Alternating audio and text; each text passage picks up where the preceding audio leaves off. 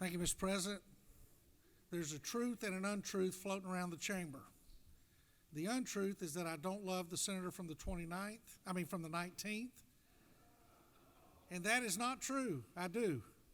He is a good friend and a longtime friend, and he and his incredible staff have done a great job on this budget. His seatmate says I don't like Elmo. That may be true. But my concern about the budget and the process that went through the budget is I watched the struggle and the fight and the energy put in by the senator from the 19th and his staff, and I appreciated every minute of it. But we still have things in this budget that do not belong in this budget. And one of those is our continued funding of Georgia Public Broadcasting. And I appreciate, and I'll quote the "oh my goodness" from the senator from the 36th, because, oh my goodness, no other media source asks us to fund them.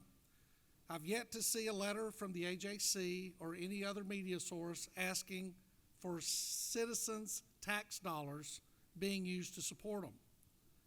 And that's all I'm saying. Citizens' tax dollars should not be used to fund public broadcasting. It is not the responsibility of government to pay citizens' tax dollars to promote media. It is not our citizens' responsibility.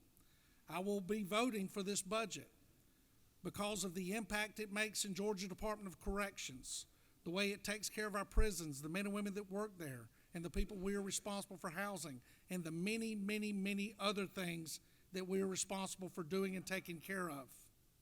But at some point, I do ask those that will be in conference committee to consider cutting out the waste, especially when it comes to us funding media sources that currently go outside and find private sector sponsors that they advertise on the radio and television. And with that, Mr. President, I yield the well.